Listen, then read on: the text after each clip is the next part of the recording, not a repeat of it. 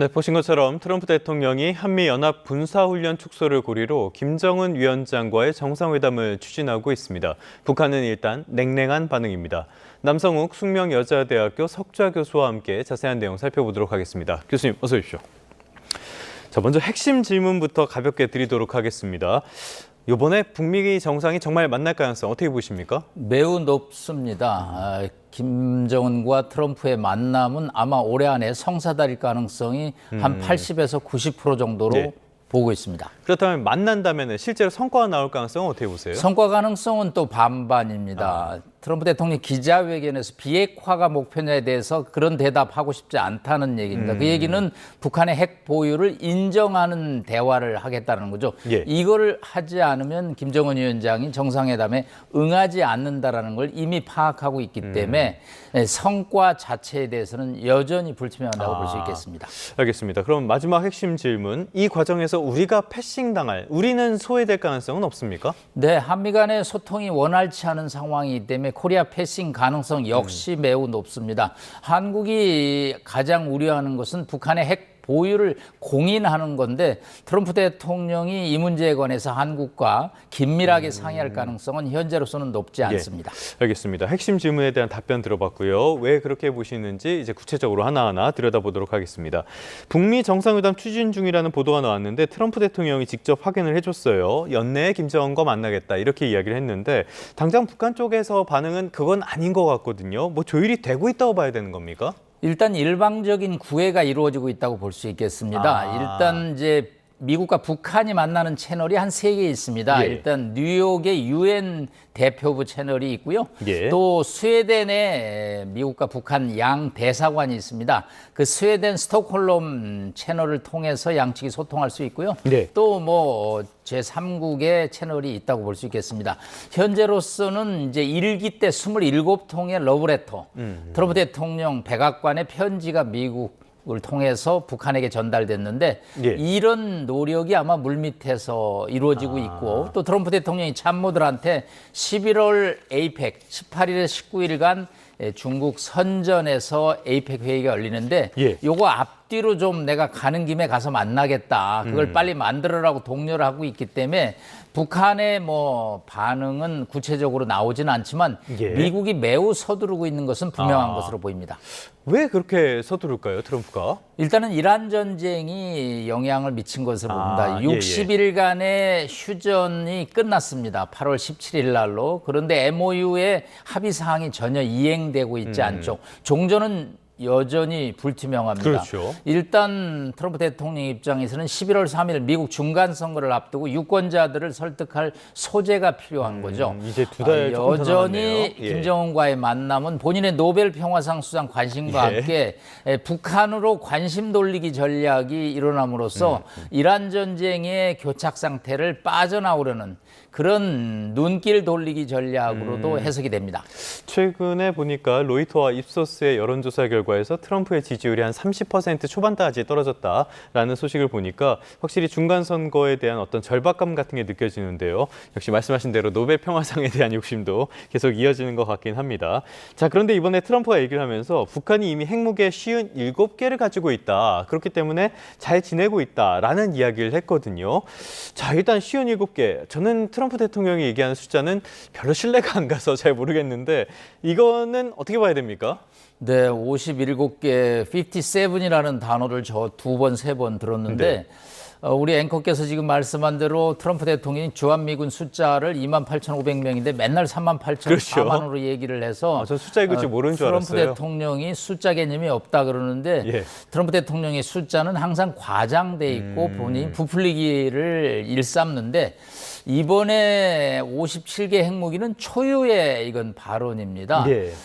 북한의 핵무기 숫자를 저희가 뭐 한 50개 정도로 추정을 하지만 예. 세계 최강의 미국 정보대국에서 57개를 얘기한 이상 우리는 이걸 믿지 않을 수 없는 것이죠. 네. 그렇기 때문에 이 숫자에 대해서는 매우 우리는 충격적일 수밖에 없고 이제 북한 핵무기는 57개고 또 30개를 추가로 제조하고 있다는 사실을 염두에 둘 수밖에 없습니다. 이 트럼프의 발언의 의도는 이렇게 북한이 핵 보유를 이미 끝냈다. 그래서 이 문제를 내가 해결해야 된다. 즉 정상회담의 예. 필요성, 절박성을 강조하는 수준에서 나왔고 또 이란과 북한이 다르다. 그런데 이란은 절대 안 된다. 예. 아직 핵무기 전 단계인 우라늄이 뭐 한 40kg 정도 있다라는 얘기인데 북한은 이미 핵무기에 들어갔거든요. 제조에 네. 끝났거든요. 그렇기 때문에 내가 북한을 다루겠다.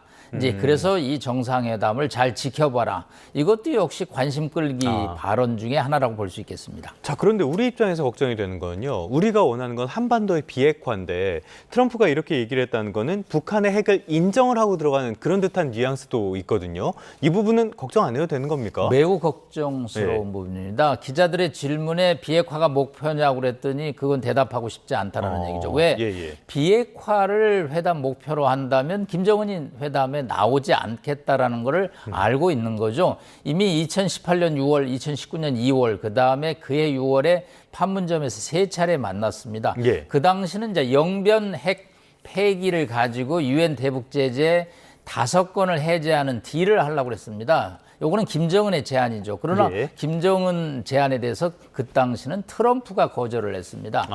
전부 비핵화, 전부 제재 해제를 해야지 스몰 딜, 일부 비핵화, 일부 제재 해제는 안 된다라는 게 당시 이제 하노이에서 트럼프 대통령의 거절이었습니다. 그래서 노딜이 됐던 겁니까? 그렇습니다. 노딜로 끝났죠. 그러나 이제는 조금 입장이 달라졌습니다. 솔직히 말씀드려서 당시는 트럼프 대통령이 회담의 주도권을 쥐고 있고 갑이었습니다. 예. 을은 김정은 위원장이었죠. 그러나 이제 2026년은 달라졌습니다. 이 회담의 문턱이 오히려 평양이 높아져서 평양이 주도권 갑을 위치해 있고요. 트럼프 대통령은 회담을 구애하고 있습니다. 아주 사정에 가까운 이야기를 하고 있죠. 그러다 보니까 회담이 을이죠. 이럴 때 회담이 성사되기 위해서는 을이 갑의 요구를 맞출 들어줘야죠. 수밖에 없는 그런 상황으로 지금 흘러가고 있습니다. 트럼프의 입지가 좁아진 거는 이해가 되는데요. 김정은의 입지가 더 커진 거, 이거는 배경이 뭡니까? 두 가지로 볼 수 있습니다. 일단은 북중러 연대가 매우 강화됐습니다. 일단 재작년에 15,000명의 북한군을 우크라이나 전쟁에 파병함으로써 북한과 러시아 의 관계가 이거 군사 동맹 조약으로 급속히 발전하고 있습니다. 그다음에 또 작년에 중국 전승절에 천안문 광장의 행사에 참석을 했습니다. 80주년 행사에서 뭐 좌청룡 500호이라 좌시진핑 우 푸틴의 위상을 과시함으로써 이건 할아버지 김일성보다도 높은 위상을 과시했다라는 평가를 받고 있습니다. 그러다 보니까 이 중러가 김정은을 서포트하다 보니까 트럼프와의 만남에서 서포터즈 역할을 충분히 하는 거죠. 아쉬울 게 없어진 거네요, 여러분. 당신 요구사항을 관철해라, 트럼프를 상대로. 우리가 밀어줄 테니까. 왕이 외교부장이 지금 이제 방한하는 상황인데요. 아마 뭐 중로의 입장은 미국이 김정은의 요구를 수용해야지 회담이 될 거다라는 메시지를 전달할 것으로 보이기 때문에 김정은의 위상은 2019년과는 많이 달라진 상태입니다. 그렇기 때문에 하노이 노딜 때와는 완전히 다른 상황. 자, 이런 것들을 보여주는 게 이게 아닐까 싶어요. 김여정 총무부장이 북미 정상간의 소통에 대해서는 알지 못하겠고 최고 지도부의 대외 정책과 관련해서 자신이 알지 못하고 있는 유일한 사안이다라고 이야기를 하기도 했는데 일단 좀 냉랭한 반응으로 보이거든요. 그럼에도 불구하고 교수님은 처음에 그래도 대화의 가능성은 커졌다라고 보셨습니다. 어떻게 이 상황을 봐야 되는 겁니까? 남자가 여자한테 제안을 했는데 덥석 받으면 어떻겠습니까? 그러면 남자의 요구가 뭐 별게 아니가 되겠죠. 문턱을 낮추기 위해서는 일단 김여정 입장에서는 이건 최고 지도자 간에 논의할 사항이다라는 사항을 표현합니다. 그 얘기는 뭐냐면 트럼프 대통령이 김정은의 요구를 받아들인다면 회담이 이루어질 수 있다라는 우회적인 표현이죠. 그러면서 이제 한미연합훈련은 여전히 반북 책동이다라는 표현을 하고 진화된 능력으로 대응하겠다. 그리고 그렇지만 또 양측의 최고 지도자 간의 관계는 너무너무 좋다. 그럼으로써 이 문제를 최고 지도자 간의 문제로 던져버린 거죠. 본인이 아무리 김정은 위원장의 동생이지만 부부장 정도가 정상회담을 한다 안 한다 이거는 관여할 문제가 아니라는 거죠.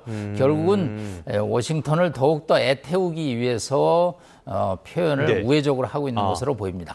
알겠습니다. 그렇다면 북한이 우회적인 표현은 우회적인 표현이고요. 속내는 뭘까도 궁금한데요. 지금 중국과 러시아의 지원을 받고 있기 때문에 미국에다가 뭘 요구할 핵심 사안인지 잘 모르겠거든요. 뭐가 있을까요? 두 가지입니다. 첫째는 핵 보유국을 공인하라는 거죠. 인정해라. 예. 인정하라는 거죠. 예. 뭐 이미 57개를 트럼프 대통령이 공언했기 때문에 아마 57개는 절대 포기하지 않는다라는 조건을 달 겁니다.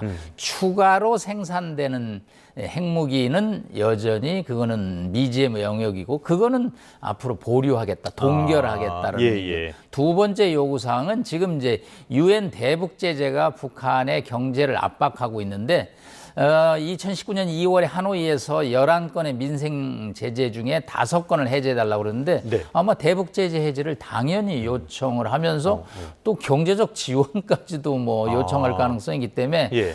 김정은 입장에서는 정상회담을 통해서 일석이조 핵무기 보유, 제재 해제 및 경제 지원 이 두 카드를 요구할 가능성이 매우 높습니다.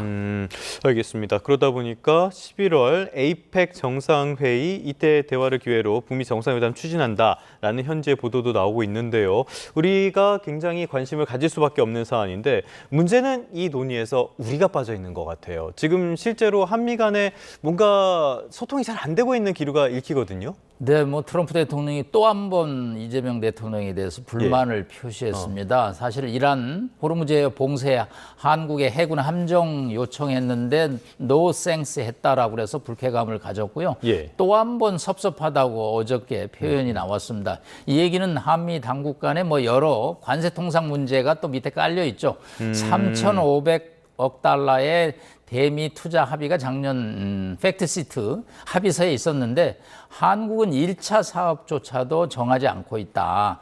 즉 일본이 이제 5,500억 달러를 그렇죠. 약속하고 한 서너 개의 사업을 지금 확정 지었는데 한국은 미국이 지금 메모리 반도체 공장 건설을 요구했는데 한국 입장에서는 요거는 경제적 타당성이 없다. 그래서 네네. 우리는 발전소 건설에 참여하고 싶다는데 이게 미국과의 지금 조율이 잘 안 되고 있습니다. 그래서 김정관 장관이 지금 러트닉 상무장관을 만나러 워싱턴에 급거 갔습니다.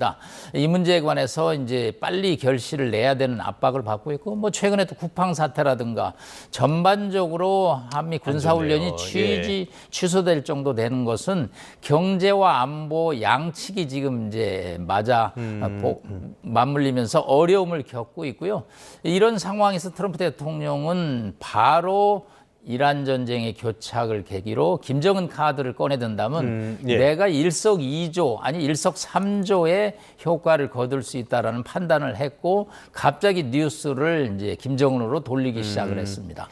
손 대는 것마다 실패했는데 일단 하나라도 잘 정리를 하는 게 더 좋을 것 같은데요. 이젠 북한까지 손을 대고 있습니다. 자, 이 불똥이 우리한테 튀면서 을지 자유의 방패가 진행 중에 조교이 종료된다고 하고요. 지금 한국군의 지휘 역량을 보여줄 수 있는 훈련이 축소가 되면서 전작권 전환, 여기에도 영향을 미칠 수 있다라는 분석이 나오거든요. 교수님께서는 어떻게 전망하십니까? 네, 상당한 영향을 미칠 것으로 보입니다. 전시작전권을 이제 환수 모든 이양받기 위해서는 조건에 기반한다라는 표현을 쓰고 있습니다. 네. 그 얘기는 뭐냐면 방어를 북한이 침공했을 때 방어를 하는 능력. 두 번째로는 다시 반격을 해야겠죠. 예. 그리고 이제 완벽하게 수습을 하는 3단계로 돼 있는데 이번 을지 포커스 훈련을 통해서 방어 훈련 플러스 반격 훈련을 하기로 돼 있었습니다. 예. 그리고 또 야외 기동 훈련도 한 14차례 하기로 돼 있었죠. 그런데 이제 트럼프 대통령이 왜 김정은이 잘하고 있는데 돈이 드는 한미 연합 훈련을 하느냐. 돈 문제를 얘기했는데 한미 연합 훈련을 하면 한 1,000억 원 정도 듭니다.